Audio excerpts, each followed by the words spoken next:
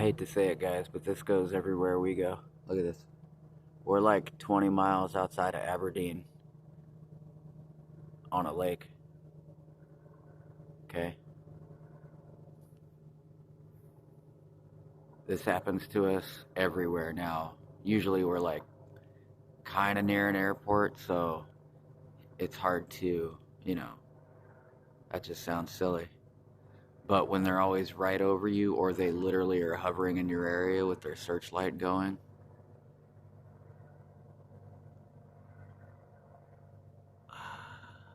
and these days they can just use infrared and your phone signal. They don't even need to searchlight, but you can see that sucker's on. Let me turn my light off. See? You can see that sucker's on. Well, I can, but they're way up high. But you can see they're strobing with it from where I'm at. I don't know if he picks up on the phone, but there you go.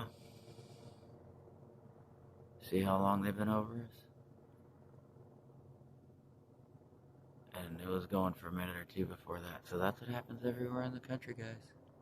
We'll be way out in the woods,